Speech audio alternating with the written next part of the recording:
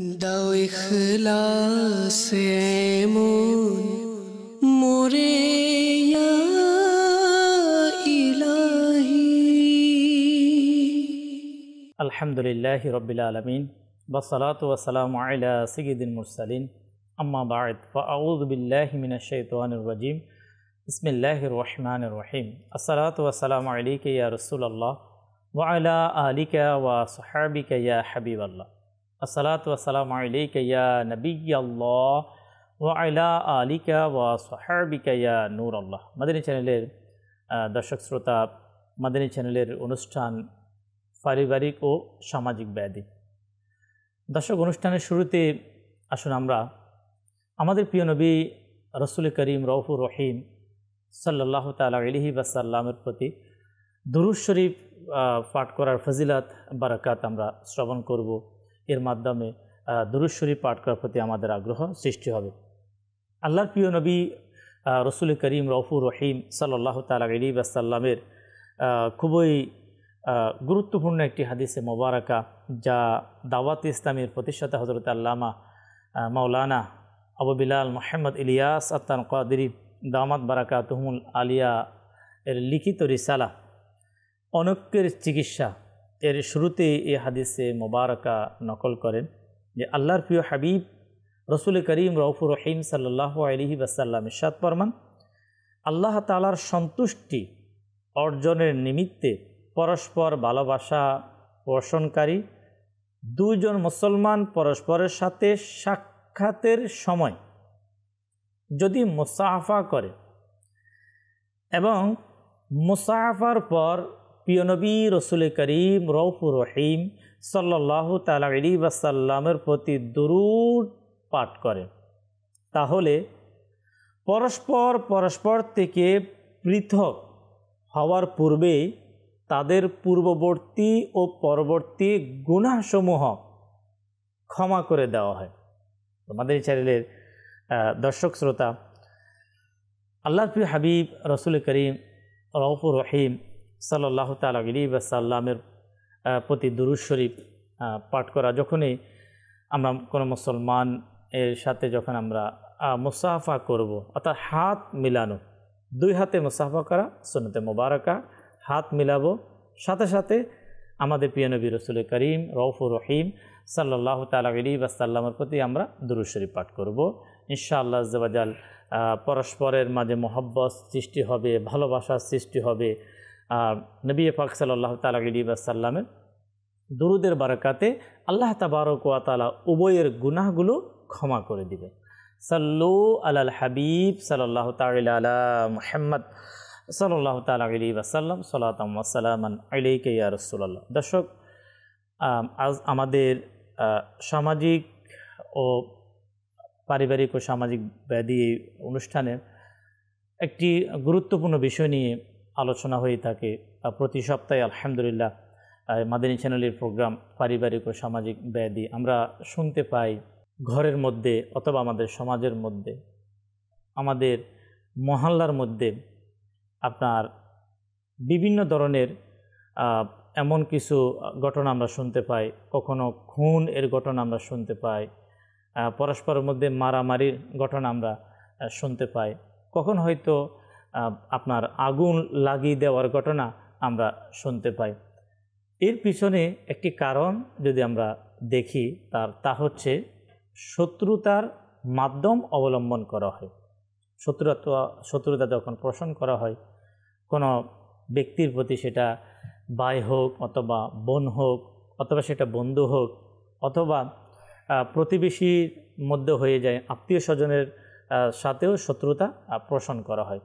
কিন্তু মাদানী চ্যানেলের দর্শক শ্রোতা, আজকে আমাদের সমাজের মধ্যে আপনার যে একটা সামাজিক অনেক বড় আপনার আমরা রোগ বলতে পারি অথবা সামাজিক অথবা পারিবারিক আমরা ব্যাধি বলতে পারি, শত্রুতা পোষণ করা, এই সম্পর্কে আমাদের কোরআন কি বলে, আমরা কিভাবে এর থেকে আমরা মুক্তি পেতে পারি। আমাদের প্রিয় নবী রসুল করিম রউফুর রহিম সাল্লাল্লাহু তাআলা আলাইহি ওয়াসাল্লাম হাদিসে পাকের মধ্যে কি ইরশাদ করেছেন, এই সকল বিষয়ে আমরা ইনশাআল্লাহ আজ্জা ওয়া জাল কোরআন এবং হাদিস থেকে আমরা শুনবো। আলহামদুলিল্লাহ, আমাদের অনুষ্ঠানে আমাদের প্রোগ্রামে মোবাল্লিগে দাওয়াত ইসলামী আমাদের নাইমুল হায়দার ভাই, আলহামদুলিল্লাহ উনি অংশগ্রহণ করেছেন। হাফেজ মিরাজ আত্তারি আমাদের সাথে রয়েছেন। ইনশাআল্লাহ আমরা শুনব, আর এর মাধ্যমে আমরা এমন কিছু বিষয় আমরা জানতে পারবো যার দ্বারা আমাদের পরিবারের মধ্যে, আমাদের সমাজের মধ্যে এই যে একটা রোগ ব্যাধি, শত্রুতা পোষণ করা, এ থেকে আমরা বাঁচতে পারবো। এর পূর্বে আসুন আমরা কিছু ভালো নিয়ত করি।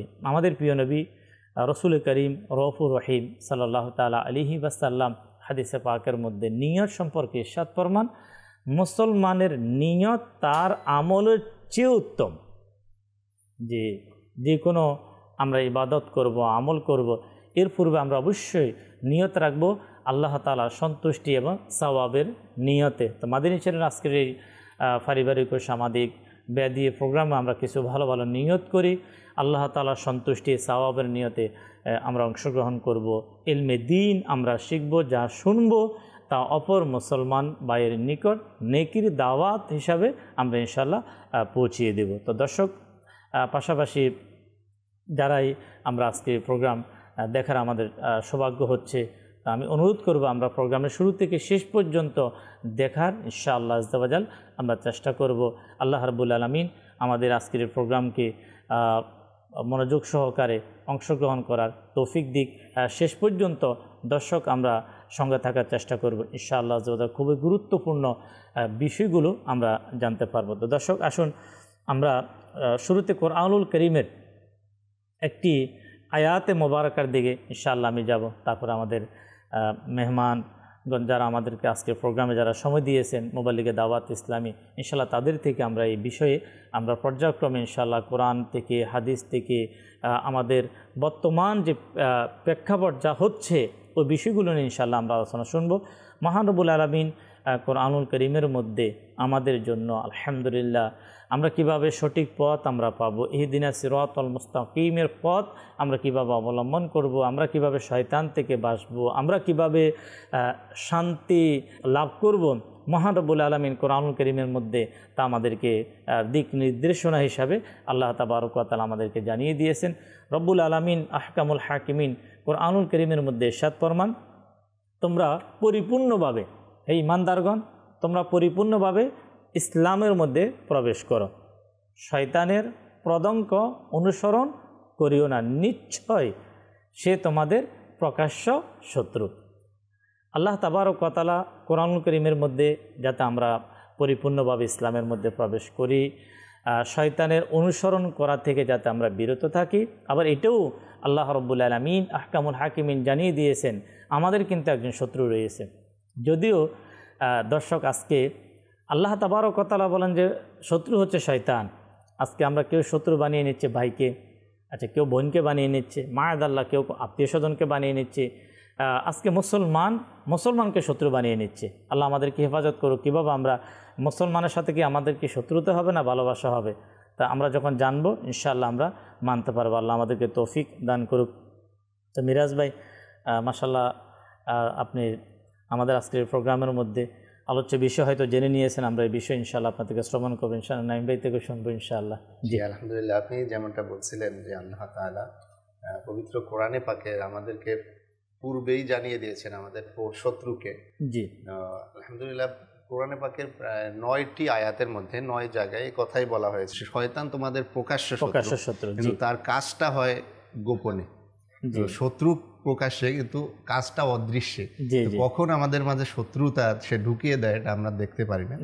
তো আল্লাহ তাআলা পবিত্র কোরআনে পাকে সূরাতুল বনী ইসরাঈলের মধ্যে বলেন, বিসমিল্লাহির রহমানির রহিম, ইন্নাশ শাইতানা ইয়ানজাগু বাইনাহুম, যে নিশ্চয়ই শয়তান তাদের পরস্পরের মধ্যে ফাসাদ সৃষ্টি করে দেয়। মানে মানুষের মধ্যে ফাসাদ সৃষ্টিকারী হচ্ছে কে? শয়তান। আচ্ছা, একে অপরের যে ফাসাদ ফিতনা সৃষ্টি হয় এটার মূল কারণ হলো শয়তান। তো আল্লাহ তাআলা অন্য আয়াতে সূরাতুল মায়েদার মধ্যে 91 নম্বর আয়াতে ইরশাদ করেন, অর্থাৎ শয়তান তো এটাই চায় যে তোমাদের মধ্যে শত্রুতা এবং বিদ্বেষ ঘটাবে। তো আজকে আমাদের সমাজের মধ্যে যে বিদ্বেষ বা শত্রুতা আমরা দেখতে পাই, তো এটার মূল কারণ হলো শয়তান। কিন্তু আমরা আমার ভাইয়ের সাথে শত্রুতা করি, তো এর পিছনে যে শয়তান রয়েছে এটা আমরা খেয়াল করি না। তো আল্লাহ তাআলার এই কোরআনে পাকের আয়াতে মুবারাকা তো স্পষ্ট বলে দিয়েছেন যে তোমাদের শত্রু রয়েছে শয়তান, আর শত্রুতা সৃষ্টি করে। তো হুজুর সাল্লাল্লাহু আলাইহি ওয়াসাল্লাম এই শত্রুতা থেকে আমাদেরকে বিরত থাকার জন্য বলেছেন, যেমনটা হাদিসে পাকের মধ্যে রয়েছে। হযরত সাইয়েদুনা আনাস রাদিয়াল্লাহু তাআলা আনহু থেকে বর্ণিত, হুজুর সাল্লাল্লাহু আলাইহি ওয়াসাল্লাম ইরশাদ করেন, লা তাবাগাদু, তোমরা একে অপরের প্রতি ঘৃণা পোষণ করো না। ঘৃণা করতে নিষেধ করা হয়েছে। এরপরে বলা হচ্ছে ওয়ালা তাহাসাদু, তোমরা হাসাদ, তো একে অপরের প্রতি ঘৃণা বিদ্বেষ সৃষ্টি করো না। এরপরে হুজুর সাল্লাল্লাহু আলাইহি ওয়াসাল্লাম বলেন ওয়ালা তাদাবারু, যে একে অন্যের সাক্ষাতে অসাক্ষাতে মানে পিছনে নিন্দা করো না। হুজুর সাল্লাল্লাহু আলাইহি ওয়াসাল্লাম আরও বলেন যে তোমরা একে অপরের ভাই হয়ে যাও। ওয়াকুনু ইবাদাল্লাহি ইখওয়ানা, তোমরা একে অপরের ভাই হয়ে যায়। এরপরে হুজুর সাল্লাল্লাহু আলাইহি ওয়াসাল্লাম বলেন তোমরা একে অপরের সাথে 3 দিনের বেশি বিদ্বেষ পোষণ মানে জিয়েই রেখো না, রাগটাকে জিয়ে মানে সম্পর্ক যাতে 3 দিনের বেশি যাতে করে সম্পর্ক ছিন্ন করা না হয়। জি জি, হুজুর সাল্লাল্লাহু আলাইহি ওয়াসাল্লাম এখানে কয়েকটা বিষয় বলেছেন যে ঘৃণা করো না, একে অপরকে ঘৃণা করো না। এরপরে বলেছেন বিদ্বেষ রেখো না, হিংসা বিদ্বেষ এটা রেখো না। এরপরে বলতেছেন একে অপরের ভাই হয়ে যাও, মুসলিমের ভাই হয়ে যেতে বলেছেন। এবার বললেন যে তোমরা 3 দিনের বেশি একে অপরের প্রতি বিদ্বেষকে জিয়েই রেখো না। এখানে যে হাদিসে পাকের মধ্যে বিশেষ করে যে বারবার যে বিদ্বেষ যে শব্দটা এসেছে, মানে অন্তরে আরেকজনের ব্যাপারে কি মানে একটা ক্ষোভ সৃষ্টি তৈরি করা, মাদানী চ্যানেলের দর্শক শ্রোতা এটা কখন হয়? ওলামাগণ কিতাবের মধ্যে লেখেন যখন শত্রুর যে ভাব সৃষ্টি হয়, যখন কোনো ব্যক্তি কারোর সাথে শত্রুতামি করা যখন আশঙ্কা করে, তখন কিন্তু এটাকেই বলা হয়েছে কিন্তু বিদ্বেষ। ওই নাইম ভাই এই ব্যাপারে বিশেষ করে আমাদের আজকের যে প্রোগ্রাম পারিবারিক ও সামাজিক ব্যাধি, আজকে পরিবারের মধ্যে ও সমাজের মধ্যে হতে পারে, মার্কেটের মধ্যে, ব্যবসায়ীদের মাঝে, চাকরিজীবীদের মধ্যে, বন্ধু মহলের মধ্যে কিন্তু দিন দিন বাড়তে যাচ্ছে এবং এর মাধ্যমে শত্রুতামির মাধ্যমে অন্যান্য বিভিন্ন ধরনের ঘটনাগুলো কি ঘটতে যাচ্ছে। আলহামদুলিল্লাহ রাব্বিল আলামিন ওয়া সলাতু ওয়া সালামু আলা সাইয়্যিদিল মুরসালিন। সমস্ত প্রশংসা আল্লাহ তাআলার, যে আল্লাহ তাআলা আমাদেরকে আশরাফুল মাখলুকাত, সৃষ্টির সেরা জীব হিসেবে আল্লাহ পাক আমাদেরকে সৃষ্টি করেছেন। আলহামদুলিল্লাহ। মানুষ অর্থাৎ মুসলমান পরস্পর ভাই, নবী পাক সাল্লাল্লাহু আলাইহি ওয়াসাল্লাম বলে দিয়েছেন। জি। তো শত্রুতা দুনিয়াবী কারণে করাটা মানা রয়েছে। একটা হচ্ছে ধর্মীয় কারণে, যেটার সাথে দ্বীন ইসলামের সাথে সম্পৃক্ত রয়েছে। আর একটা হচ্ছে দুনিয়াবী কারণে, বিদ্বেষ পোষণের কারণে, হিংসাত্মক মনোভাব নিয়ে। তো যে জিনিসটা আমি দুনিয়াবী কারণে হয়ে যায়, সেই জায়গাটা গুনাহ রয়েছে। জি। আর যে জায়গা থেকে শত্রুতা পোষণ করা, অর্থাৎ দ্বীন ইসলামের যারা শত্রু রয়েছে, জি, যারা কাফির মুশরিক রয়েছে, যারা দ্বীন ইসলামের ক্ষতি করে, জি, তাদের সাথে তো বন্ধুত্ব হতে পারে না। তো একটা বিষয় খেয়াল রাখতে হবে, দ্বীন ইসলাম পারস্পরিক মধ্যে ভালোবাসা, পরস্পরের মধ্যে মুহাব্বত ভালোবাসা সৃষ্টি করার জন্য বলেছেন। আবার এমন নয় দ্বীন ইসলামের যারা শত্রু রয়েছে তাদেরকে বেপরোয়াভাবে আক্রমণ করা, ছোট শিশু কিংবা নারীদের ক্ষেত্রে আক্রমণ করা, সেটা দ্বীন ইসলাম শিক্ষা দেয়নি। জি। যেমন শয়তান প্রকাশ্য শত্রু, সে চাইবে সবসময় অনৈতিক অশ্লীলতা ভাই ভাইয়ের মধ্যে, পারিবারিক মধ্যে, সমাজের মধ্যে, দেশের মধ্যে বিশৃঙ্খলা সৃষ্টি করার জন্য, ফাসাদ সৃষ্টি করার জন্য, শত্রুতা পোষণ করার জন্য।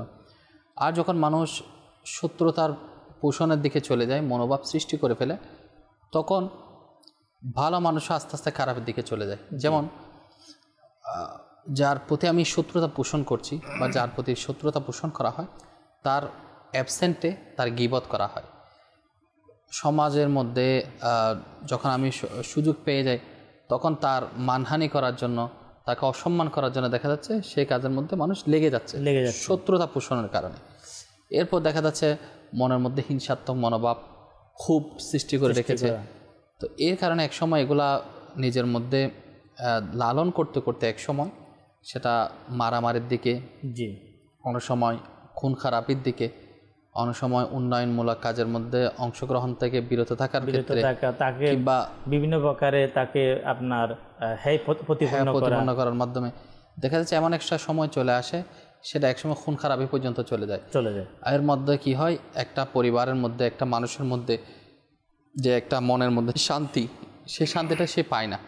অন্তরের মধ্যে সবসময় টেনশন বিরাজ করে, কিভাবে তাকে ছোটো করা যায়, কিভাবে তাকে ঠকানো যায়, কিভাবে তাকে তার মান সম্মান নষ্ট করা যায়, এই মন মানসিকতা নিয়ে চলতে থাকে এবং জাহান্নামের আগুন ক্রয় করতে থাকে। শত্রুতা পোষণ করা আর মুমিনের যে গুণাবলী রয়েছে, মুমিনের যে সিফাত রয়েছে, আপনার কিতাব দেখবেন, আপনার হাদিসের কিতাবের মধ্যে, আমাদের বুজুর্গানের দিনের কিতাবের মধ্যে যে সকল আপনার দোষগুলো যখন কোনো মানুষের মধ্যে প্রবেশ করে তখন কিন্তু সে মুমিনের সিফাত থেকে কিন্তু সে বের হয়ে যায়। আর একজন মুমিনের অন্তরের মধ্যে কিন্তু এই যে বিদ্বেষ পোষণ করা, তার শত্রুতা পোষণ করা থাকতে পারে না। আর ওলামাগণ এটাকে হারাম বলেছেন। তো আমরা আজকে যদিও আমাদের অন্তরে কারো ব্যাপারে থেকেও যায়, অনেক সময় থাকতে পারে যে বিভিন্ন প্রকারের কোনো ভাইয়ের ব্যাপারে রয়েছে, অথবা আপনার বোনের ব্যাপারে, অথবা আপনার কোনো আত্মীয় স্বজনের ব্যাপারে, প্রতিবেশীর ব্যাপারে আপনার অন্তরের মধ্যে বিদ্বেষ, ক্ষোভ, শত্রুতা বিরাজ করছে। আজকে আমরা এই মাদানী চ্যানেলের প্রোগ্রামের মাধ্যমে ইনশাআল্লাহ আজ্জাওয়াজাল আমরা আল্লাহ তাআলাকে সন্তুষ্ট করার জন্য, আল্লাহর হাবিবকে খুশি করার জন্য ইনশাআল্লাহ আজ্জাওয়াজাল আমরা এর থেকে নিজেকে বিরত রাখবো। যেহেতু এটাকে ওলামাগণ এটাকে হারাম বলেছেন, আমরা কিছু কল নেব, দর্শক কল নেওয়ার পর ইনশাআল্লাহ আমরা এই শত্রুতা পোষণ করা, বিদ্বেষ পোষণ করা এর ক্ষতি কি, পাশাপাশি যারা এই কাজ থেকে দূরে থাকবে তাদের জন্য কী সুসংবাদ নবী পাক সাল্লাল্লাহু আলাইহি ওয়াসাল্লাম হাদিসে পাকে কী সুসংবাদ দিয়েছে, তাও ইনশাআল্লাহ আমরা শ্রবণ করবো। যে কল চালিয়ে দিন। আমার নাম মোহাম্মদ আল আমিন, আমার বাড়ি নীলফামারী। মাদানী চ্যানেল অনুষ্ঠান পারিবারিক ও সামাজিক ব্যাধি, অনুষ্ঠানটি অনেক সুন্দর, এখান থেকে আমরা অনেক কিছু শিখতে পারি। আসসালামু আলাইকুম ওয়া রাহমাতুল্লাহি ওয়া বারাকাতুহু। ওয়া আলাইকুম আসসালাম ওয়া রাহমাতুল্লাহি ওয়া বারাকাতুহু। জি, আমি শরীফুল ইসলাম ঢাকা থেকে বলছি। মাদানী চ্যানেল আমাদেরকে নতুন নতুন অনুষ্ঠান উপহার দিচ্ছে। অনুষ্ঠানের যারা পরিচালনা করতেছেন এবং কলাকৌশল যারা রয়েছে তাদেরকে আমার পক্ষ থেকে ধন্যবাদ। চলো, শুকরিয়া।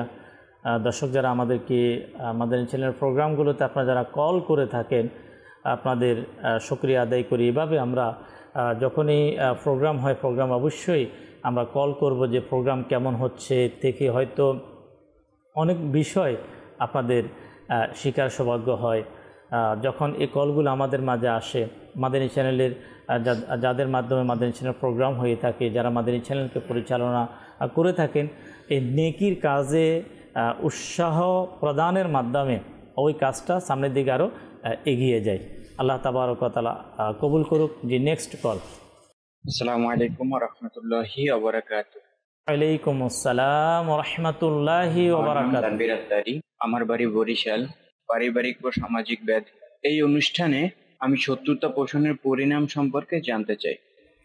শত্রুতা পোষণ যারা করে থাকে, অবশ্যই যারা শত্রুতা পোষণ করে, যারা বিদ্বেষ পোষণ করে, তাদের সম্পর্কে হাদিসে পাকের মধ্যে কঠিনভাবে হুঁশিয়ারি করা আছে। আমি একটি হাদিসে মোবারকা বলে তারপর ইনশাআল্লাহ আমাদের নাইম ভাই থেকে আমরা শুনবো। মুসলিম শরীফের এই হাদিসে মোবারকা, যেহেতু আমাদের এক ইসলামী ভাইয়ের কল এসেছে যে এর পরিণতি সম্পর্কে, রাসূল করিম সাল্লাল্লাহু তাআলা আলাইহি ওয়াসাল্লাম ইরশাদ ফরমান, প্রতি সপ্তাহে সোমবার ও বৃহস্পতিবার মানুষের আমল পেশ করা হয়। সোমবার আর বৃহস্পতিবার সব মুমিন বান্দার গুনাহ খাতাকে ক্ষমা করে দেওয়া হয়, কিন্তু যাদের পরস্পরের মধ্যে বিদ্বেষ ও দুশমনী আছে তাদেরকে ক্ষমা করা হয় না। অর্থাৎ যারা কারো না কারোর সাথে আপনার বিদ্বেষ পোষণ করে রেখেছে, দুশমনী করে রেখেছে, অন্তরের মধ্যে কোনো মানুষের ব্যাপারে বিদ্বেষ সৃষ্টি করে রেখেছে, তাদেরকে ক্ষমা করা হয় না। তাদের সম্পর্কে আল্লাহ রাব্বুল আলামিন ফরমান, তাদের ছেড়ে দাও যেন তারা ফিরে আসে, অর্থাৎ মিলে যায়।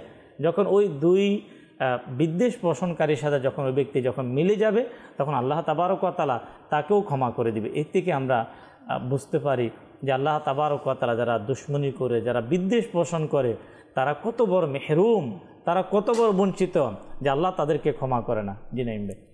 আল্লাহ পাক সবাইকে হেফাজত করুক। এই রোগটা বর্তমানে এমন প্রখর আকার ধারণ করেছে, বিশেষ করে সমাজের মধ্যে, পরিবারের মধ্যে, দেশের মধ্যে অরাজকতা, আন্তর্জাতিক পর্যায়ে অরাজকতা, এর একটা কারণ হচ্ছে শত্রুতা পোষণ। আর ফলশ্রুতিতে নিরহ আর সাধারণ মানুষ কষ্ট পাচ্ছে এবং তারা বিভিন্ন দিক দিয়ে জর্জরিত, বর্বরিত হচ্ছে। এর দায়ভার কে নিবে? আল্লাহ তাআলা মুসলমানদেরকে অর্থাৎ মানব কল্যাণ করতে বলেছে, মুসলমানদের পাশে দাঁড়াতে বলছে, মানুষের মন জয় করতে বলছে, মুসলমানের ক্ষতি করা থেকে বিরত থাকতে বলেছে। আর সেক্ষেত্রে মুসলমানদের একজন অপরজনের পিছে যেভাবে লেগে আছে, অর্থাৎ বেশিরভাগ মানুষ বর্তমান সময়ে দ্বীন ইসলামের জ্ঞান না থাকার কারণে কিংবা ইসলামের সঠিক জ্ঞান চর্চা না থাকার কারণে সেটার ফলশ্রুতি বর্তমান আমরা চোখেই দেখতে পাচ্ছি। চারিদিকে জুলুম, নির্যাতন, আর বিশেষ করে এইসব জুলুম নির্যাতনের একটাই কারণ, সেটা মানুষের মধ্যে শত্রুতা পোষণ করা। যদি কেউ এক অপরের ক্ষতি করতে চায়, সে আপনাকে ছেড়ে দিবে না, সেও কোনো না কোনো ওয়ে খুঁজতে থাকবে, কোনো একদিন না কোনো একদিন আমি এর প্রতিশোধ নেব, এর বদলা আমি নিব। বরঞ্চ আল্লাহ তাআলা বলেছেন ক্ষমা করার জন্য, আল্লাহ পাক বলেছেন একে অপরকে ক্ষমা করে দেওয়ার জন্য। যেমন ক্ষমা করলে ফায়দা কি? কাল কিয়ামতের দিন বলা হচ্ছে শিনওয়ালা যে বকরি, শিনওয়ালা, শিনবিহীন বকরি যে আছে, যে শিনবিহীন, তার থেকে ওর বদলা নেওয়া হবে। যে তাকে আক্রমণ করেছে, শিনওয়ালা যে আক্রমণ করেছে, সে তার বদলা কাল কিয়ামতের দিন দেওয়া হবে। তাহলে মানুষের ব্যাপারে কি হবে? যারা অপরকে অত্যাচার করে, নিপীড়ন করে, সেক্ষেত্রে সেখান থেকে বিরত রাখা উচিত এবং শত্রুতা পোষণ না করা উচিত। সবার সাথে ভালো সম্পর্ক, সুসম্পর্ক বজায় রাখা উচিত। কাকে শত্রু না বানিয়ে পারলে বন্ধু বানানো, আর না হলে তার অবস্থায় ছেড়ে দেওয়া, যাতে শত্রু বানানো না হয়। কারণ এটার ফজিলত রয়েছে। একবার নবী পাক সাল্লাল্লাহু তাআলা আলাইহি ওয়াসাল্লাম সাহাবায়ে কেরাম আলাইহিম রিদওয়ানগণদেরকে নিয়ে মসজিদে নববী শরীফের মধ্যে বসা রইলেন। এমন সময় এক ব্যক্তি আসলেন, তখন নবী সাল্লাল্লাহু আলাইহি ওয়াসাল্লাম একে জান্নাতি বললেন যে একজন জান্নাতি মানুষ আসবে। সবাই অপেক্ষা করতে লাগলো, কে সে জান্নাতি সৌভাগ্যবান? কিছুক্ষণ পর দেখতে পালো সবাই যে একজন আনসারি সাহাবী মসজিদের মধ্যে তশরিফ নিয়ে আসছেন। পরদিন নবী পাক সাল্লাল্লাহু আলাইহি ওয়াসাল্লাম একই কথা বললেন যে তোমাদের মধ্যে একজন জান্নাতি মানুষ আসবে। কিছুক্ষণের ভিতরে সব সাহাবী আজও উৎসুক নিয়ে, একেবারে উৎসাহ উদ্দীপনা নিয়ে দেখার জন্য অস্থির হয়ে রইলেন। দেখতে পেলেন একই আনসারি সাহাবী আজ মসজিদের মধ্যে প্রবেশ করলেন, একই ব্যক্তি। তৃতীয় দিন আবারও নবী পাক সাল্লাল্লাহু আলাইহি ওয়াসাল্লাম ঘোষণা করলেন যে হযরত আব্দুল্লাহ ইবনে আমর রাদিয়াল্লাহু তাআলা আনহু খুব উৎসুক হলেন, কি এমন আমল যে তৃতীয় দিনে একই কাণ্ড ঘটলো যে জান্নাতি মানুষ আসবে, সেম ব্যক্তি। তখন আল্লাহ রাসূল সাল্লাল্লাহু আলাইহি ওয়াসাল্লামের সাহাবাগণ এমন ছিল তাদের আচরণ, যে যখন আল্লাহর হাবিব সাল্লাল্লাহু আলাইহি ওয়াসাল্লাম বলে দিতেন এই মানুষটা জাহান্নামী, কিংবা এই মানুষটার আমি দেখতে পাচ্ছি পরকালে তার এই শাস্তি, কিংবা সে জান্নাতের অধিকারী, কিংবা জান্নাতের মধ্যে এই নিয়ামত সে পাচ্ছে, তখন তাদের মধ্যে একটা জিনিস কাজ করতো, যদি শাস্তি হয় তাহলে সে কি কারণে এই শাস্তির মধ্যে গ্রেফতার হচ্ছে, সেখান থেকে কিভাবে তারা ফিরে আসবে, সেজন্য ওনাদের বাসায় চলে যেত। আর যদি নেকিওয়ালা হয়, যে জান্নাতি ঘোষণা দিচ্ছে, অস্থিরতা কাজ করতেছে, এমন কোন আমল করে যেটার কারণে আল্লাহ রাসূল সাল্লাল্লাহু আলাইহি ওয়াসাল্লাম 3 দিন বড়া বৈঠকের মধ্যে জান্নাতি মানুষ আসবে বলল। তো উৎসাহ উদ্দীপনা নিয়ে এরা গিয়ে চলে গেল ওই আনসারি সাহাবীর বাসায়। তো এরা কি করলো, 3 দিন ওখানে অবস্থান করলো। আনসারি সাহেবকে বললেন যে আল্লাহ পাকের পেয়ারা হাবিব আলাইহিস সালাতু ওয়াস সালাম আপনাকে জান্নাতি ঘোষণা দিয়েছেন, তো আমরা তো কিছুদিন অবস্থান করলাম, তা আপনার মধ্যে তো তেমন কোনো আমল দেখতে পাই না, যে রাত জেগে ইবাদত করেন, আপনি তো যত সময় শুয়ে পড়েন, ঘুমিয়ে যান, আর এত বেশি তো কোনো আমল দেখতে পাই না। তো বললেন আপনারা আসলে যতটুক দেখতে পেয়েছেন ততটুকুই, আমার এর চাইতে বেশি বড় আমল কোনো নেই। তবে একটা জিনিস খেয়াল রাখবেন, যে আমি যখন ঘুমাতে যাই তখন আমার মনে কারো প্রতি আমি বিদ্বেষ কিংবা শত্রুতা পোষণ করি না, অর্থাৎ মনের মধ্যে কারো ব্যাপারে শত্রুতা বিদ্বেষ পোষণ করি না, মন পরিষ্কার করে আমি ঘুমাই। অর্থাৎ মন পরিষ্কার কখন হবে? কেউ তাকে কষ্ট দিয়েছে, তার প্রতি শত্রুতা পোষণ করেছে, তাকে ক্ষমা করে দেওয়া, ক্ষমা করলেও তো অন্তর থেকে সেটা চলে যাবে। তো বলছে আমি ফ্রেশ মন নিয়ে ঘুমাই।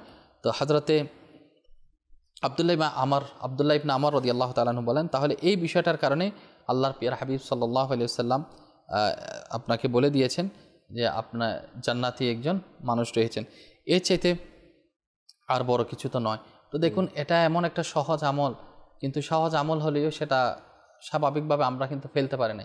আমি দেখে নিব একদিন, আমি করে নিব একদিন, এই জন্ম না হলে আমি একদিন না একদিন দেখে নিব, মরার আগ পর্যন্ত আমি এর প্রতিশোধ বদলা নিয়ে ছাড়বো। এই প্রতিশোধ নেওয়ার জন্য এত তাড়াহুড়ো, প্রতিশোধ নেওয়ার জন্য লেগে থাকা, একজন সম্মানী ব্যক্তির কিভাবে সম্মান নষ্ট করবে। হ্যাঁ, যদি বা কারো মন থেকে যদি আমার প্রতি কোনো শত্রুতা পোষণ হয়ে গিয়েছে, সেটা আমরা মিটমাট করে নিতে পারি, আপোষ করে নিতে পারি, কিংবা সেটার বদলা নেওয়ার জন্য যদি দিনকে দিন সেটা যদি আমরা পুষতে শুরু করি, অন্তর মধ্যে জাগ্রত করতে শুরু করি, না আমি একদিন দেখে নিব, এর ফলশ্রুতিতে ক্ষতি ছাড়া আর লাভ কিছুই নেই। এখানে নাইবে যে বিষয় যে শত্রুতা পোষণ করা, যখন মাদানী চ্যানেলের দর্শক শ্রোতা, যে যদি আমরা এই বিষয়টাকে যদি আমরা খেয়াল করি, যে কখনো যখন কোনো ব্যক্তির মধ্যে যদি হিংসার সৃষ্টি হয়, শত্রুতা পোষণ করা, অথবা কোনো ব্যক্তির ব্যাপারে আপনার ব্যাপারে হিংসা সৃষ্টি হচ্ছে অথবা বিদ্বেষ সৃষ্টি হচ্ছে, তখন যদি আমরা কোরআনুল কারীমে, যেটা আমাদের হাফেজ মিরাজ আত-তারি যে আয়াতে মোবারকা আমাদেরকে শোনালেন, যে শয়তান তো এটাই চাই তোমাদের মধ্যে শত্রুতা ও বিদ্বেষ ঘটাবে। এই কাজটা আমি কাকে অনুসরণ করে যাচ্ছি? যে শয়তান আমাদের মাঝে যে আজকে, অর্থাৎ আমার যে মন বলছে যে আমি অমুকের সাথে মারামারির দিকে যাব, অত অমুকে আমি হিংসা করে যাচ্ছি, কারো আপনার টাকা পয়সা হয়ে যাচ্ছে, তো সেটা কিন্তু আমার মাঝে কি বিদ্বেষ, ভিতরে একটা ক্ষোভ, যে অমুকের সম্পদ কেন বেড়ে যাচ্ছে, অমুকের হয়তো আপনার দেখা যাচ্ছে যে হিংসাত্মক একটা মনোভাব। অনেকেই আল্লাহ তাবারক ওয়া তাআলা বিভিন্ন লাইনে, অফিসে বলেন, মার্কেটে বলেন, সমাজের মধ্যে কিন্তু একটা সম্মান আল্লাহ তাআলার পক্ষ থেকে কিন্তু দেওয়া হয়। এখন যখন কোনো একজন ব্যক্তি যখন উপরে চলে যাচ্ছে, সমাজের মধ্যে কিন্তু একটা লিডিং পজিশনের মধ্যে চলে আসে সমাজের মধ্যে। আবার অনেকেই আপনার ঘরের মধ্যে কিন্তু একটা ঘরের মধ্যে সদস্য যখন কয়েকজন থাকেন, এর মধ্যে একজন কিন্তু একটা ভালো পজিশনে চলে আসে। আবার মার্কেটের মধ্যে দেখবেন কোন একজন ব্যবসায়ী, সে হঠাৎ করে সে মোটামুটি একটা ভালো পজিশনে চলে আসে। তো সমাজের মধ্যে হোক, মার্কেটের মধ্যে হোক, শিক্ষা প্রতিষ্ঠানে হোক, আপনার যে কোনোভাবে যখন কোনো একজন ব্যক্তি ভালো পজিশনে চলে আসে, তখনই কিন্তু শয়তান কিছু মানুষের ভিতরে অসওয়াসা কি সৃষ্টি করে দেয়। তো সে তো উপরে চলে যাচ্ছে, তা তো টাকা পয়সা বেড়ে যাচ্ছে, সে তো মানুষের কাছে খুব সম্মানিত হয়ে যাচ্ছে। এখন দেখেন, ওই ব্যক্তি সমাজের মধ্যে আপনার সম্মানিত পজিশনে চলে আসা, এটা কার পক্ষ থেকে? হয়তো আল্লাহ তাআলার পক্ষ থেকে। আমি শয়তানের ধোকার মধ্যে পড়ে, শয়তানের অনুসরণ করে আমি তো কেন তাকে হিংসার দিকে যাচ্ছি? এর দ্বারা তার কি লস? নেমে তার কি লস? আমি তাকে হিংসা করলাম, আমি তাকে দুশ্মনী করলাম, আমি তাকে ক্ষতি করলাম, কিন্তু আমি যার সাথে দুশ্মনী করলাম, যার সাথে আমি বিদ্বেষ পোষণ করলাম, হয়তো তার কোনো ক্ষতি হবে না, ক্ষতি মূলত আমারই। বিদ্বেষ পোষণ করার কারণে, হিংসা করার কারণে, অথবা গীবত করার কারণে যে সকল কাজগুলো আমি করলাম, শেষ পর্যন্ত অনেকে সিদ্ধান্ত নিয়ে নেয় যে এই লোকটাকে দুনিয়াতে রাখা যাবে না। মাআযাল্লাহ, এমন কিছু ব্যক্তি মানুষদেরকে হত্যা করে দেয়, মানুষদেরকে দুনিয়া থেকে বিদায় করে দেয়। এর কারণ কি? এর কারণ হচ্ছে যে শয়তানের ওয়াসওয়াসার মধ্যে, আমরা শয়তানের গোলামির মধ্যে কিন্তু আমরা নিজেকে শামিল করলাম। তো এখন যদি আপনি যদি শয়তান অনুসরণ করি, তাহলে আমাকে বুঝতে হবে দুনিয়াতে সাময়িক সময় হয়তো একটু ভালোভাবে আমি থাকলাম, কিন্তু আমাকে চলে যেতে হবে। দুনিয়া থেকে যাওয়ার পর আমার কি অবস্থা হবে? আজকে আমি জুলুম করলাম, নির্যাতন করলাম, কারো সম্পদ নষ্ট করলাম, কারো জমি দখল করলাম, কাউকে মেরে দিলাম, কাউকে আঘাত করে দিয়ে হয়তো আমি কিছুদিন ভালো থাকবো, তারপরে আল্লাহ তাবারক ওয়া তাআলার সামনে কিন্তু আমাকে দণ্ডায়মান হতে হবে। কারো কিছু অর্জিত হলে ওইটা তখন আমার ভালো লাগে না। তো হুজুর সাল্লাল্লাহু আলাইহি সাল্লামের হাদিসে মুবারাকা, সে তো মুমিনই হতে পারবে না যে নিজের জন্য পছন্দ করে, অন্যের জন্য পছন্দ করে না। হুজুর সাল্লাল্লাহু আলাইহি ওয়াসাল্লাম বুখারী শরীফে 13 নম্বর হাদিস, এটা হুজুর সাল্লাল্লাহু আলাইহি ওয়াসাল্লাম ইরশাদ করেন, তোমাদের কেউ ততক্ষণ পর্যন্ত প্রকৃত মুমিনই হতে পারবে না যতক্ষণ না সে তার মুসলিম ভাইয়ের জন্য পছন্দ করে যা নিজের জন্য পছন্দ করে। আল্লাহ আল্লাহ। তো আমরা কেউ একজন, আপনি যেমন বলছিলেন যে কেউ একজন হয়তো উচ্চ পদমর্যাদা পেল, কিন্তু আমি পেলাম না, তো বিদ্বেষ শুরু হয়ে যায়। তো আল্লাহ তাআলা এই সকল লোকদেরকে, অনেক সময় দেখা যাচ্ছে যে আমরা হাসতে হাসতেও বিদ্রুপ করি, মনের মধ্যে বিদ্বেষ পোষণ করে রেখেছি, কিন্তু কেউ জানে না। তো আমি সুযোগ পেলাম আর বিদ্রুপ করতে শুরু করে দিলাম। তো আল্লাহ তাআলা এই সব বিদ্রুপকারীদেরকে নিষেধ করেছেন যে তোমরা বিদ্রুপ করো না। সূরাতুল হুজুরাতের 11 নম্বর আয়াতে আল্লাহ তাআলা ইরশাদ করেন, হে ঈমানদারগণ, পুরুষেরা যেন অন্য পুরুষের প্রতি বিদ্রুপ না করে, হতে পারে তারাই তোমাদের চেয়ে উত্তম। সুবহানাল্লাহ। এরপরে আল্লাহ তাআলা বলেন, মহিলারা, তোমরা মহিলাদেরকে বিদ্রুপ করো না, কেননা হতে পারে তারা তোমাদের থেকে উত্তম।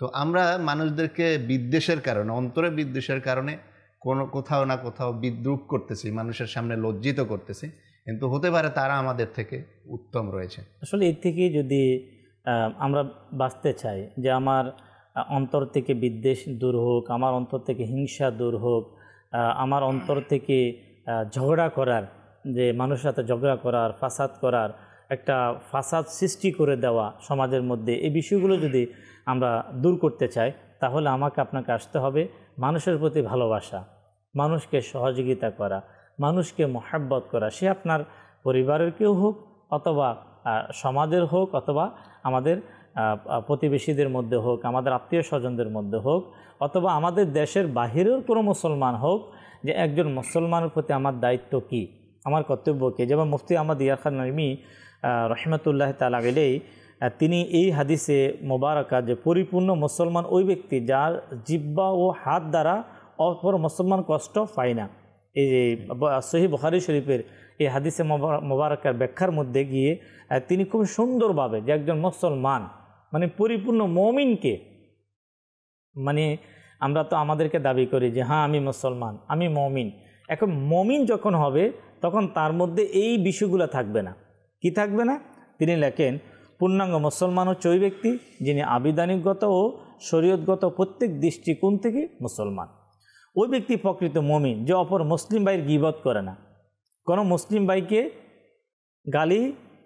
গালাগালি করে না, তাকে কটূক্তি করে না, তার সমালোচনা করে না, তার পরিনিন্দা ইত্যাদি করে না, কোনো মুসলমানকে মারধর করে না, তার বিরুদ্ধে কোনো মন্দ লেখালেখি করে না। এই যে বিষয়গুলা মুফতি আহমদ ইয়ার খান নঈমী রহমতুল্লাহ তাআলা আলাইহি লিখলেন, যখন আপনি কোনো মুসলমানের প্রতি যখন ভালোবাসা স্থাপন করব, মহব্বত, মানুষকে ভালোবাসা, আপনার ভাইকে ভালোবাসা, বোনকে ভালোবাসা, আপনার আত্মীয় রক্তের সম্পর্ক তারা যারা রক্তের বাহিরে আছে, যারাই আমাদের সমাজে মুসলমান রয়েছে তাদেরকে যে আমরা ভালোবাসি। যেমন একটি হাদিসে পাকের মধ্যে এসেছে, প্রিয় নবী সাল্লাল্লাহু আলাইহি ওয়াসাল্লাম ফরমান যে ঈমানের পরে সবচেয়ে উত্তম আমল হলো মুসলমানকে ভালোবাসা। আজকে যদি সত্যিকার অর্থে মাদানী চ্যানেলের দর্শক শ্রোতা, যে আজকে আমাদের মানুষের প্রতি যদি আমাদের সহানুভূতি, দয়া, মায়া, মহাব্বত, এই ভালোবাসা যদি আমাদের অন্তরে থাকতো, তো থাকলে কিন্তু আমরা যে শত্রুতামি করা, আচ্ছা এখন তো পুরো গ্রুপিং, মানে একটা গ্রুপিং সৃষ্টি হয় আপনার সমাজের মধ্যে। দেখবেন বন্ধুদের মধ্যে একটা গ্রুপ থাকে, এই গ্রুপ ওই গ্রুপের সাথে একটা দুশ্মনী নিয়ে থাকে সব সময়, যে তাদেরকে কীভাবে আটকানো যায় এবং তাদেরকে কিভাবে ক্ষতি করা যায়। সেম আপনার মার্কেটের মধ্যে কিন্তু দেখা যায়, ঘরের মধ্যে দেখা যায়, আমাদের সমাজের মধ্যে দেখা যাচ্ছে এই ধরনের যে গ্রুপিং যারা করে, তাই সেখানে অবশ্যই এমন কোনো না কোনো ব্যক্তিকে দায়িত্ব নিতে হবে যে কাজটা করা হচ্ছে, এই কাজটার মধ্যে আল্লাহ তাবারক ওয়া তাআলা কিন্তু নারাজ, এই কাজটার মধ্যে কিন্তু আল্লাহ রসুল নারাজ, এই কাজটা কিন্তু একজন মুসলমান হিসাবে কিন্তু একজন মুসলমানের দ্বারা এমন কাজ হতে পারে না। জি, আমি বলা হচ্ছে একেও যখন দুইজনের মধ্যে শত্রুতা পোষণ হয়, বিদ্বেষ সৃষ্টি হয়ে যায়, তৃতীয় পক্ষ এসে যাতে সেটা সমাধান করে। কিন্তু বর্তমান প্রেক্ষাপট এমন হয়ে গিয়েছে, কিভাবে দুইজনের মধ্যে শত্রুতা আমি আরো দীর্ঘদিন চলতে থাকে, মাঝখান দিক দিয়ে আমরা কিভাবে মজা নিতে পারি, এই জিনিসটা কিন্তু বর্তমানে পরিলক্ষিত হচ্ছে।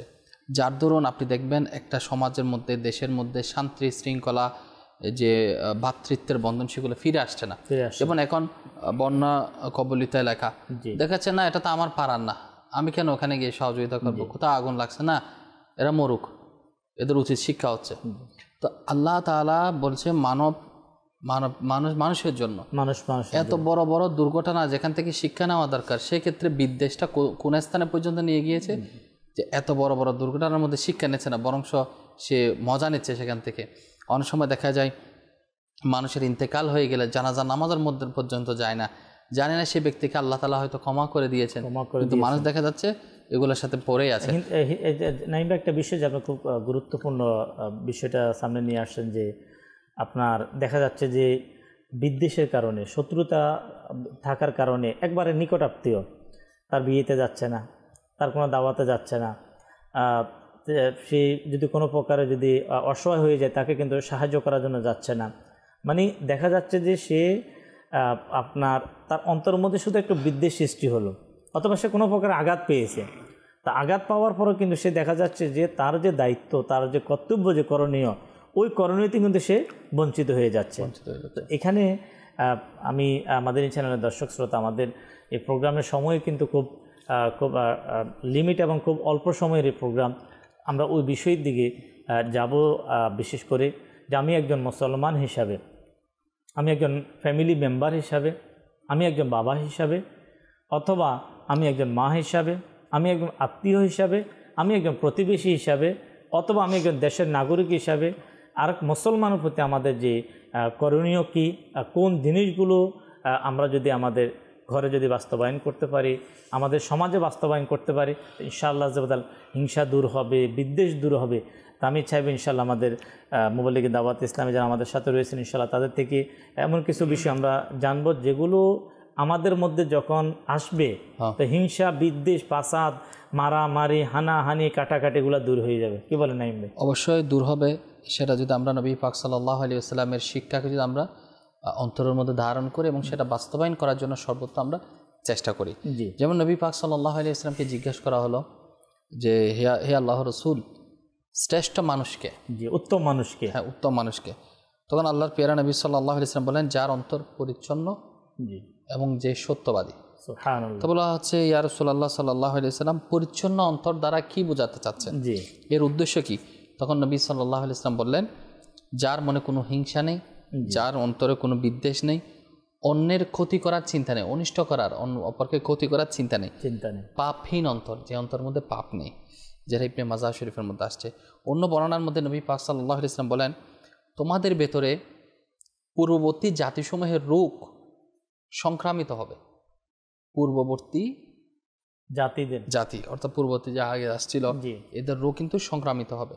এখন আমরা তো করোনা ভাইরাসকে চিনি, যেটা মানুষের দেহ ক্ষতি করে, মানুষ মৃত্যু মুখে হচ্ছে, যেটা ইমান বরবাদ করেছে, আখিরাত বরবাদ করেছে, এবং সংক্রামক রোগগুলো যেগুলা আমাদের জানা দরকার, তাদের মতো তোমাদের ভেতরে বিদ্বেষ ছড়িয়ে পড়বে। তাহলে বিদ্বেষ একটা সংক্রামক, একটা বড় রোগ।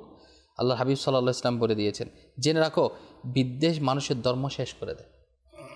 এটা তিরমিজি শরীফের মধ্যে আসছে। আসলে মানুষ একজন আরেকজনের সঙ্গে বিদ্বেষ, শত্রুতা এটা কেন করে? নিশ্চয় তো কোনো না কোনো কারণ থাকবে। এর কারণের মধ্যে যদি আপনি দেখেন তাহলে কি নিয়ে বিদ্বেষ হয়? দেখা যায় টাকা পয়সা নিয়ে হয়, না হলে জমি জায়গা নিয়ে হয়, না হলে অর্থ সম্পদ নিয়ে হয়, একে অপরের সাথে শত্রুতা। কমাতো প্রতিপত্তি, সম্মানের জন্য পরস্পরের মধ্যে সৃষ্টি হয় শত্রুতা। আমি সমাজের প্রতিনিধিত্ব করব, আমি এলাকার প্রতিনিধিত্ব করবো, এই বলছে আমিও করবো, দুজনের মধ্যে এবার শুরু হয়ে গেল। অর্থ নিয়ে হয়, জমি জমা নিয়ে হয়, নারী নিয়েও দুশ্মনী হয়। কিন্তু এই সব কিছুর ভেতর দিয়ে যদি আপনি খেয়াল করেন, বিদ্বেষ বর্তমান মানুষের ক্ষেত্রে কোন কোন বিষয়ে বেশি বিদ্বেষটা পোষণ হয়, এর মধ্যে নাম্বার 1-এর মধ্যে আপনি পাবেন বিভিন্ন রাজনৈতিক ক্ষেত্র হতে পারে, জনপ্রতিনিধিত্বের মধ্যে, ধর্মীয় মতাদর্শের কারণে হতে পারে। অর্থাৎ অর্থ, নারী এবং ধর্ম, এই তিনটায় যদি আপনি সামনে রাখেন তাহলে এই তিনটার মধ্যে বেশিরভাগ মানুষের বর্তমানে শত্রুতার ক্ষেত্রে বেশি চলে যাচ্ছে, অর্থ, নারী এবং সম্পদ। আচ্ছা, যারা ক্ষমতার জন্য করে, জনপ্রতিনিধিত্ব করবে, এটা করবে, ওটা করবে, তো এটার সাথে কিন্তু অর্থনৈতিক সম্পর্ক রয়েছে।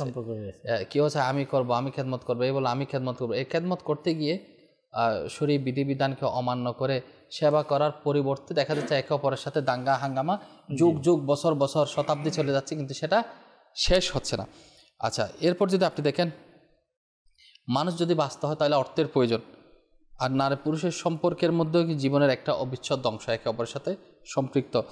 আচ্ছা, এরপর আসেন ধর্ম এবং মতাদর্শের ওপর। জীবন বিভিন্ন ক্ষেত্রে থেমে যায়, বিভিন্ন সময়ে মুসিবতগ্রস্ত হয়ে পড়ে, জীবনের একটা গতিশীলতার মধ্যে একটা স্থিতিশীলতা রয়েছে এবং গতি রয়েছে। সেই গতি যখন থেমে যায় কিংবা সুযোগ হারা হয়ে যায় মানুষের চলার পথে, তখন কিন্তু শত্রুপক্ষ সেটা দুর্বলতাকে সাথে নিয়ে মানুষকে আক্রমণ করার জন্য, তাকে কীভাবে আরও নিচু করা যায় সেটা দিকে চলে যায়। আর আস্তে আস্তে আস্তে আস্তে মানুষের মধ্যে মনুষ্যত্ববোধ চলে যায়।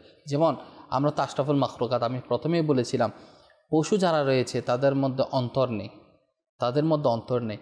অন্তর না থাকার পরেও তারা কিন্তু একে অপরের ক্ষেত্রে যেগুলো আমরা দেখি, যেরকম তারা একে অপরের জন্য কি একটা মায়া দেখে। আমরা অনেক সময় আমাদের চোখের সামনে কিন্তু অনেক পশুকে আমরা দেখেছি এরকম, যে তারা একটা ক্ষতি হলে আর একজনের ক্ষতি হলে আরেকজন সবাই মিলে কিভাবে কি করতেছে। আর বর্তমান সমাজ যদি আপনি দেখেন, সমাজ ব্যবস্থা বলেন, বর্তমান প্রেক্ষাপট আপনি দেখেন, তাহলে মানুষের মধ্যে যে অন্তর, যে মনুষ্যত্ব, সেটা কিন্তু আস্তে আস্তে চলে যাচ্ছে। এটার একটা কারণ আমি বলি আপনার, সেটা হচ্ছে যে প্রকৃতপক্ষে যখন আমাদের সমাজের মধ্যে আপনার পরস্পরের মধ্যে যে একে অপরের যে ক্ষতি করার অথবা আপনার মানুষকে বিপদের মধ্যে ফেলানো বলে, মানুষের হক নষ্ট করা, মানুষের মনে কষ্ট দেওয়া, এর পিছনে একটা হচ্ছে যে আমরা দুইটা জিনিস থেকে আমরা বঞ্চিত। একটা হচ্ছে মাদানী চ্যানেলের দর্শক শ্রোতা, সেটা হচ্ছে আমরা ইলমে দ্বীন থেকে আমরা বঞ্চিত।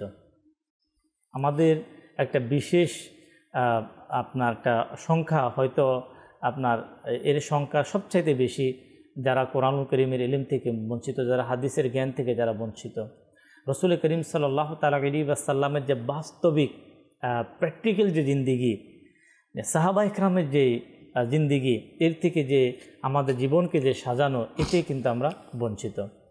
যখন আমরা কোরআন এবং হাদিসের জ্ঞান আমাদের মাঝে থাকবে, যে আল্লাহ তাবারক ওয়া তাআলা মুসলমানের সাথে কিভাবে থাকবে, স্বামী স্ত্রী একে অপরের সাথে কিভাবে থাকবে, ভাই তার ভাইয়ের সাথে কিভাবে থাকবে, প্রতিবেশীর হক কিভাবে আমরা পালন করব, আমাদের আত্মীয় স্বজনদের সাথে আমাদের মূলত দায়িত্ব কী, আমাদের কর্তব্য কী। আপনি কোরআনুল কারীমকে আপনি খুলে দেখেন, আপনি হাদিসে মোবারকার মধ্যে দেখেন যে তাদেরকে আমরা কিভাবে দেখব, তাদেরকে কোন চোখে আমরা তাদেরকে দেখব, তাদের ব্যাপারে আমাদের দায়িত্ব কর্তব্য কি। যখন আমরা কোরআনুল কারীম থেকে, হাদিসে মোবারক থেকে বিষয়গুলো আমরা জেনে যখন আমরা পালন করা শুরু করব, তা হয়তো আজকে যে আমাদের হিংসা বিদ্বেষ আপনার আত্মীয় স্বজনদের মধ্যে, আপনার ঘরের ফ্যামিলি মেম্বারের মধ্যে, আমাদের পরিবার বলেন, আমাদের সমাজ বলেন, আজকে কিন্তু এক প্রকার মানে অরাজকতা, মানে সেখানে আপনার বিশৃঙ্খলা বলেন, মানে মতের অমিল যেটা দিন দিন বাড়তে যাচ্ছে। ছোটোখাটো বিষয়ে আমরা একে অপরের সাথে কি অমিল আমরা শুরু করলাম। আসলে বাস্তবিক যে হয়তো আজকে শোনা যায় যে আমার পিছনে শত্রু লেগে গিয়েছে, একটা শব্দ কিন্তু প্রায় শোনা যায় যে ভাই আমার পিছনে শত্রু লেগে গিয়েছে। তো এখন এই শত্রু লাগার পিছনে যাকে হয়তো আমরা যারাই শত্রুতামি করার চেষ্টা করে, তারা হয়তো অনেকেই একেবারে খুব কাছের লোক, তার অনেকে একেবারে তার খুবই ঘনিষ্ঠ, তারা কিন্তু তার পিছনে লেগে যায় যে কোনো প্রকার তার যাতে করে তার সন্তানের ক্ষতি করে দিবে, তার স্ত্রীর কোনো ক্ষতি করে দিবে, তার মা বাবার কোনো ক্ষতি করে দিবে। এখন যারা এই কাজ করে, মাদানী চ্যানেলের মাধ্যমে আমরা আরজ করব, দেখেন আমি একজন মুসলমান, যে আমি মুসলমান, যে আমি মমিন, প্রকৃত মমিন মুসলমান তখন হতে পারবো যে আমার হাত থেকে, আমার জবান থেকে, আমার আচরণ থেকে, আমার ব্যবহার থেকে আমার পরিবার নিরাপদ কিনা। আমি নিজেকে প্রশ্ন করি, আমার পরিবার নিরাপদ কিনা, আমার সকল আত্মীয় স্বজন নিরাপদ কিনা, আমার প্রতিবেশী, আমার সমাজের মধ্যে যারা মুসলমান রয়েছে তারা নিরাপদ কি না, এটা আমাদেরকে আমাদেরকে প্রশ্ন করতে হবে। যদি আমরা নিরাপদ না হই, তাহলে অবশ্যই আমাদেরকে জানতে হবে যে আমরা তাদের হক কীভাবে আদায় করব। পাশাপাশি আরেকটা হচ্ছে ভালো পরিবেশ, আমরা উঠা চলাফেরা আমাদের তাদের সাথে হয় যারা এই প্রকৃতির লোক, যারা মারামারি করে, যারা মানুষের হক নষ্ট করে, যারা মানুষের মনে কষ্ট দেয়, যারা হারাম পন্থায় অবলম্বন করে, আমরা তাদের সাথে উঠা চলাফেরাই কিন্তু আমাদের বেশি হয়ে থাকে আজকে সমাজের মধ্যে।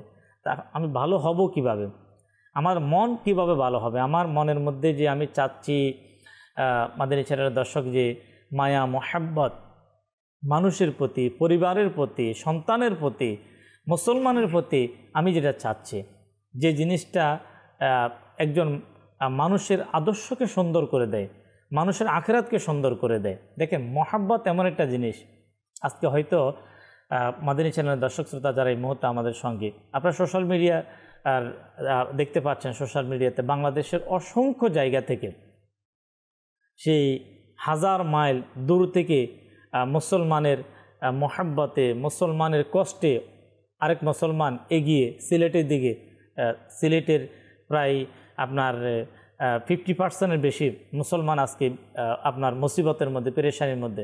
তো অনেকে দূর থেকে চলে গিয়েছে, আচ্ছা অনেকে কাছে থেকেও পাচ্ছে না। আচ্ছা এমনও শোনা যাচ্ছে যে কাছের লোক এই মুসিবতের মধ্যে মুসিবতকে আরও বাড়াই দিচ্ছে। কেন হচ্ছে? জুলুম করছে কেন হচ্ছে? এর কারণ আমি নিজেকে প্রশ্ন করি, যাদের যারা হচ্ছে তারা নিজেকে প্রশ্ন করো যে আমি একজন মুসলমান হিসাবে এই মুহূর্তে আমার দায়িত্ব কি, আমার কর্তব্য কি? আমার দায়িত্ব ছিল একটু তাদেরকে আর্থিকভাবে সহযোগিতা করা, অথবা কারো পরামর্শ দিয়ে অন্য কোনো কারো ব্যক্তির মাধ্যমে সহযোগিতা করা, বেশি না পারে দোয়া করা যে আমি একজন মুসলমান হিসাবে আমার আরেকজন মুসলমান সে পেরেশানগ্রস্ত, সে মুসিবতগ্রস্ত, দোয়া করা। তো একজন মুমিন, একজন ইমানদার তার যে দায়িত্ব কর্তব্য থেকে যখন আমি যখন জানবো না, মাদানী চ্যানেলের দর্শক শ্রোতা, যে আমার করণীয় কি, আমি একজন ইমানদার, আমি একজন মুমিন, আমার গুণাবলী কী থাকা উচিত, যখন আমি এগুলো জানবো না, তখন আপনার শয়তান আমাকে আপনাকে গ্রাস করবে। শয়তান আমাকে আপনার, কেন শয়তান এটাই চায়, যেটা কোরআনুল কারীমের আয়াতে মোবারকা যেটা আমরা শুরুতেই আমরা শ্রবণ করলাম, যে শয়তান তো এটাই চায় যে তোমাদের পরস্পরের মধ্যে ফাসাদ সৃষ্টি করে দিবে। 15 পারা সূরা বনী ইসরাইলের 53 নম্বর আয়াত।